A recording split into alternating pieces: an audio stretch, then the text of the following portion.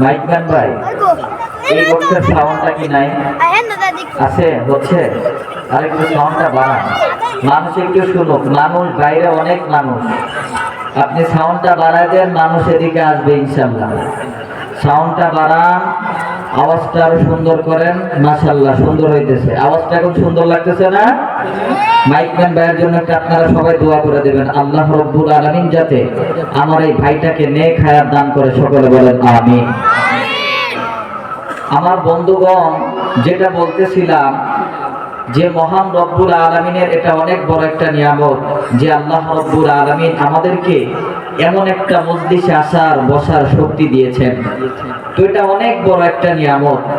এখন দেখেন হাজার হাজার মানুষ, শত শত মানুষ বাইরে ঘোরাফেরার ভিতরে লিপ্ত আছে। আওয়াজ দেন ঠিক কিনা?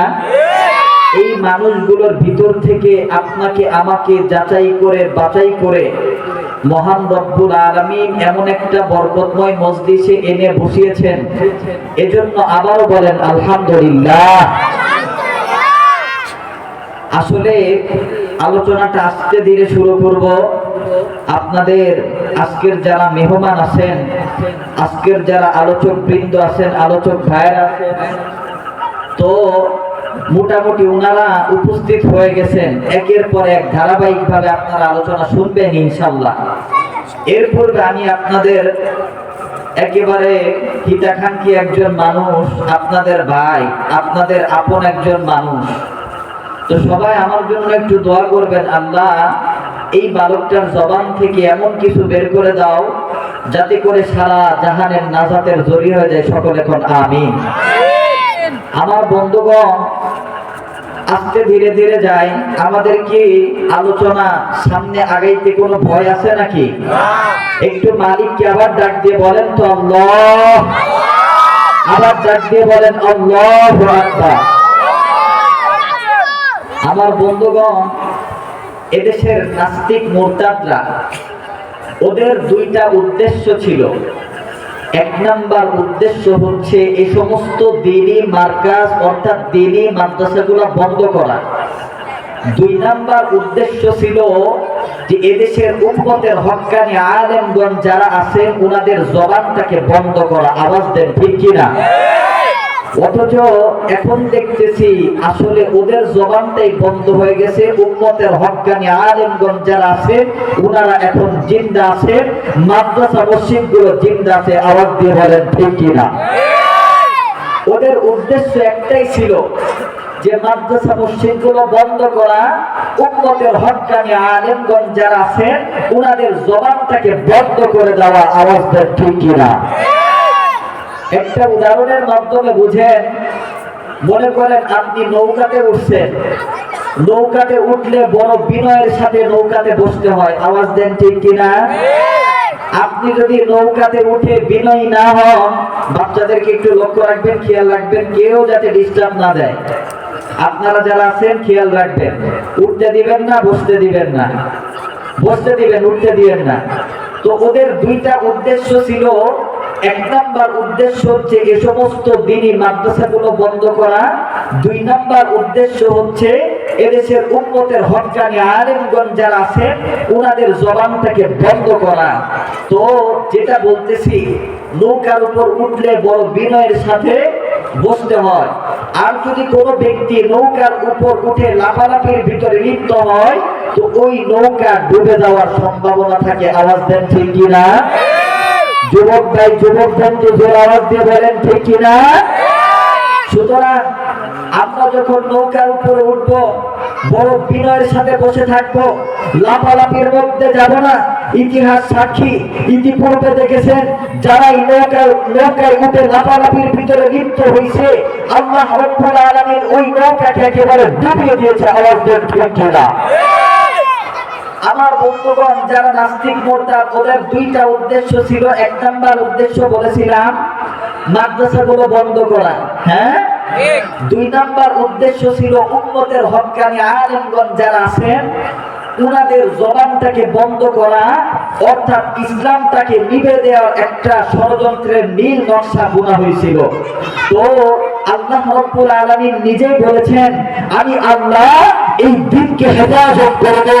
যারা দিনের মধ্যে ভিন্ন রঙে দিনটাকে একেবারে ডুবিয়ে দেওয়ার জন্য আসবে, খতম করে দেওয়ার জন্য আসবে, আল্লাহ রব্বুল আলামিন দিনের হেফাজতকারী হয়ে দেয়া নিজের বলতেছেন, আমি আল্লাহ দিনকে হেফাজত করব, ইসলামকে হেফাজত করব। আওয়াজ দেন ঠিক না? সুতরাং ভয়ের কোন বিন্দু মাত্র আমরা মুসলমান দিনের ভিতরে একমাত্র আল্লাহর ভয় রাখবো। কোন নেতা, কোন ইত্যাদি ব্যক্তিবর্গের ভয় আমাদের দিলের মধ্যে রাখবো না। আমরা একমাত্র মহান মালিককে ভয় করি।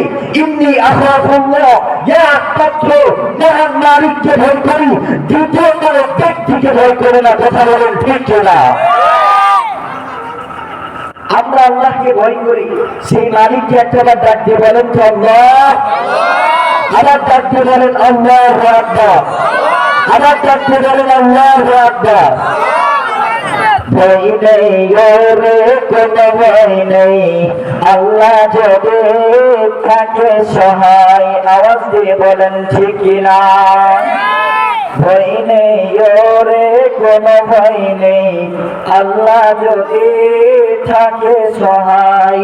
দুর্গঙ্গের পথ পাড়ি দিয়ে যায়, ভয় নেই ওরে কোনো ভয় নেই, আল্লাহ যদি থাকে সহায়। আওয়াজ দিয়ে বলেন ঠিক না?